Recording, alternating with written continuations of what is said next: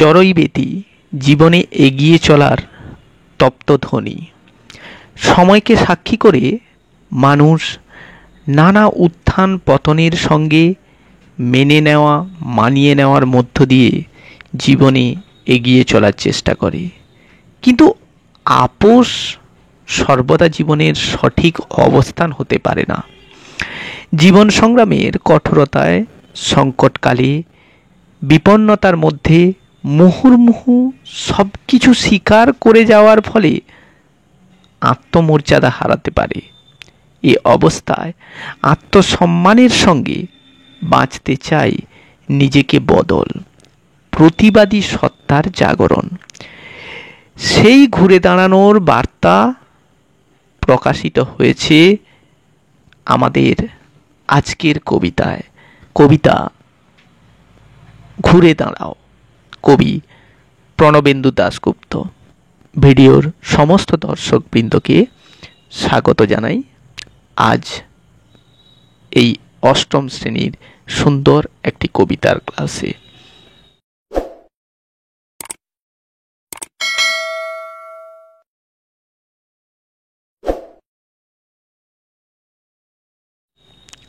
কবিতায় যাওয়ার আগে কবি পরিচিতি। প্রণবেন্দু দাশগুপ্ত 1933 সালে 29শে জুলাই কলকাতায় জন্মগ্রহণ করেন। বাবা ছিলেন নির্মলেন্দু দাশগুপ্ত ও মা নীলিমা দাশগুপ্ত। বিশিষ্ট কবি, যাদবপুর বিশ্ববিদ্যালয়ে তুলনামূলক সাহিত্য বিভাগের অধ্যাপক ছিলেন। তার লেখা কাব্যগ্রন্থগুলির মধ্যে এক ঋতু, সদর স্ট্রিটের বারান্দা, নিজস্ব ঘুড়ির প্রতি, হাওয়া স্পর্শ করো প্রভৃতি উল্লেখযোগ্য। তিনি অলিন্দ নামে একটি কবিতা পত্রিকার সম্পাদক ছিলেন।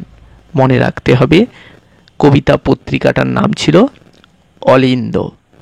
প্রসঙ্গত যে কথাগুলি কবি সম্পর্কে আরও একটু জেনে নিলে ভালো হয়। ইনি যাদবপুর বিশ্ববিদ্যালয়ের তুলনামূলক সাহিত্য বিভাগে অধ্যাপক থাকার সঙ্গে সঙ্গে দক্ষিণ আমেরিকার ক্যারোলাইনা বিশ্ববিদ্যালয় থেকেও তিনি তুলনামূলক সাহিত্য বিষয়ে এমএ করেছিলেন এবং তার জীবন অবসান হয় 2007 খ্রিস্টাব্দে। আজ এই যে ঘুরে দাঁড়াও কবিতাটি আমরা পড়ব, এই কবিতাটি নেওয়া হয়েছে কবিতা সংকলন গ্রন্থ থেকে। এই কাব্যগ্রন্থের 13 সংখ্যক কবিতা হলো ঘুরে দাঁড়াও। কবিতা সংকলন। কবিতার প্রেক্ষাপট হিসেবে নেওয়া হয়েছে শহরতলি বা খানিক মফস্বল এলাকাকে। শহর থেকে স্থানচ্যুত হয়ে কবি যেন শহরতলিতেই অবস্থান করেন। সভ্যতার নামে আত্মসর্বস্ব মানুষ সুখভোগে উন্মত্ত হয়ে শহরকে করে তুলেছে যান্ত্রিক, দূষণে পরিপূর্ণ। শহরবাসী মানুষ স্বস্তির শ্বাস নিতে শহরতলিকে আঁকড়ে ধরতে চায়, কিন্তু সংকট এখানেও এগিয়ে আসতে পারে। তাই কবি যেন মানুষকে আগে থেকেই সতর্ক হতে বলেন, আত্মজাগরণে উন্মুখ হয়ে উঠতে বলেন, প্রতিবাদী সত্তায়।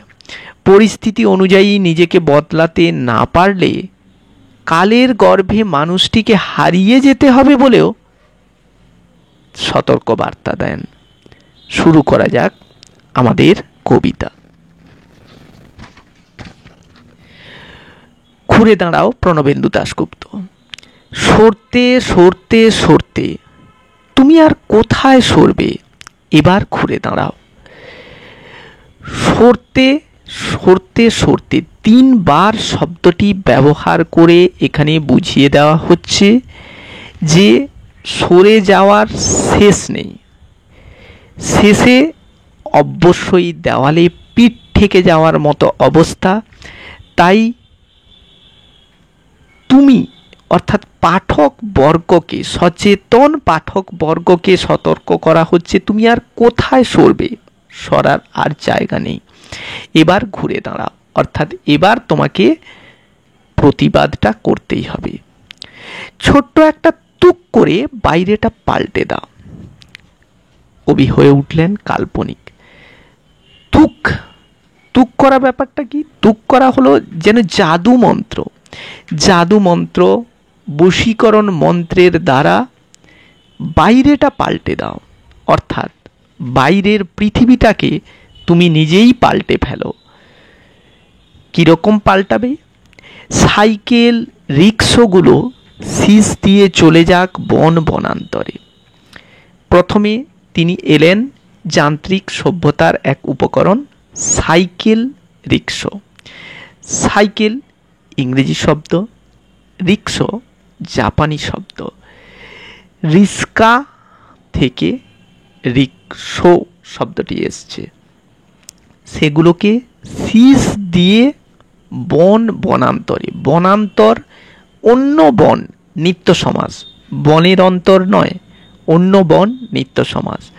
বন বা অন্য বনে শীষ দিয়ে, অর্থাৎ অবলীলাক্রমে চলে যেতে দিতে হবে। তুক করে কাদা ভর্তি রাস্তা উঠে পড়ুক ছায়াপথের কাছাকাছি। কবির কল্পনা এবার সুদূর প্রসারী হলো, যেখানে কাদা ভর্তি রাস্তা, অর্থাৎ গ্রামাঞ্চলের চিত্র, যেটা উঠে পড়বে ছায়াপথের কাছাকাছি। ছায়াপথ ইংরেজিতে বলা হয় মিল্কি ওয়ে। আমাদের পৃথিবী আকাশগঙ্গা ছায়াপথে অবস্থান করছে, তাহলে ছায়াপথটা কি? নক্ষত্রপুঞ্জের সমাবেশ। মহাকাশের নক্ষত্রপুঞ্জের সমাবেশ হলো ছায়াপথ। বহু দূরের সেই নক্ষত্রপুঞ্জের সমাবেশে কাদা ভর্তি রাস্তা উঠে যাক। গাছগুলো নদীর জলে স্নান করে আসুক। নদীর জল স্বচ্ছ সলিলা, সেই জলে গাছগুলো স্নান করে সতেজ হয়ে উঠুক। আর সারারারা করে জেগে উঠুক উপান্তের শহরতলি।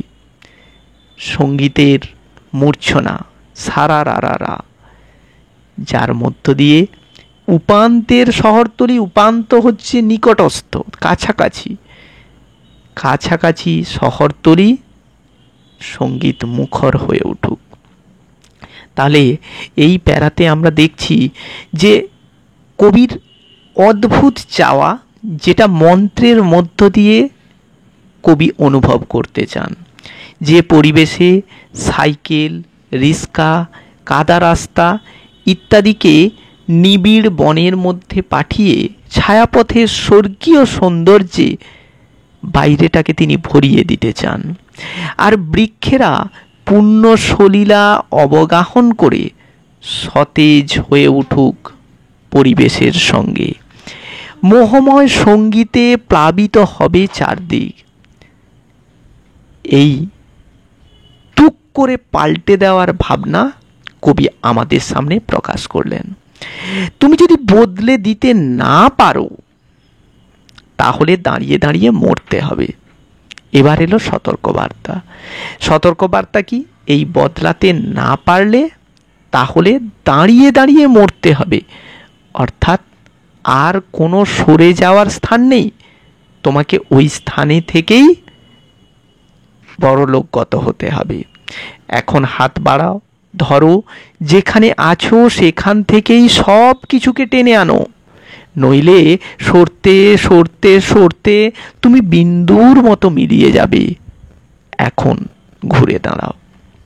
তাহলে পদ্ধতিটাও বলে দেওয়া হচ্ছে, যেখানে অবস্থান তোমার সেখান থেকেই তুমি হাত বাড়াও, সেখান থেকেই ধরবার চেষ্টা করো, সব কিছুকে নিজের কাছে নিয়ে আসো। আর যদি না পারো, তাহলে তুমি বিন্দুর মতো মিলিয়ে যাবে, তোমার স্মরণ আর থাকবে না। তাই এখন ঘুরে দাঁড়াও বলে ইঙ্গিত করলেন কবি। আসলে কবির এই ভাবনাটি মধ্যে আছে আন্তরিকতার সঙ্গে নিজেকে বদলে পারিপার্শ্বিক পরিবেশে হাত বাড়ালেই গতিশীল হয়ে উঠবে জীবন। কারণ থেমে যাওয়াই মরণ। আমাদের মনে পড়বে নিশ্চয়ই ছন্নছাড়া কবিতার সেই লাইন, প্রাণ থাকলেই স্থান আছে, মান আছে, সমস্ত বাধা নিষেধের বাইরেও আছে অস্তিত্বের অধিকার। তাহলে স্থান টিকিয়ে রাখতে গেলে, মান টিকিয়ে রাখতে গেলে প্রাণকে স্বীকৃতি দিতে হবে, আর সেই অধিকার টিকিয়ে রাখার লড়াই এখানে ঘোষিত হচ্ছে। কবিতার আঙ্গিকগত বিচারের দিক থেকে দেখতে গেলে 15টি লাইন মধ্যম পুরুষ একবচনে আসলে পাঠককেই ইঙ্গিত করা হচ্ছে। কল্পনা বিলাস, বাস্তবের কঠিন লড়াই সবই কবিতায় আছে। গদ্যছন্দের ব্যবহার, এবার আর এখন, কবিতার প্রথমে আছে এবার ঘুরে দাঁড়াও, কবিতার শেষের দিকে রয়েছে এখন ঘুরে দাঁড়াও। এটি আসলে সময়ের প্রেক্ষিত মাত্র।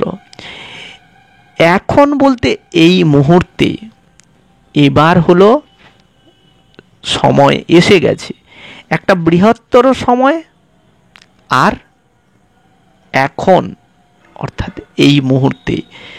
তাহলে দুটো জিনিস আমাদের পার্থক্যের মধ্যে বুঝতে হবে।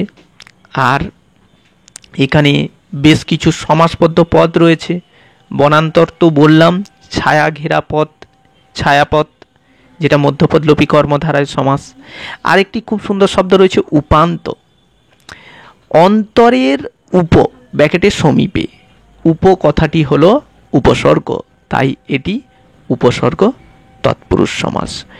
আশা করব এই কবিতার উত্তরগুলি তোমরা নিজেরা লেখার চেষ্টা করবে। সমস্যা হলে অবশ্যই লিখে জানাবে। আজ এই পর্যন্তই, ধন্যবাদ।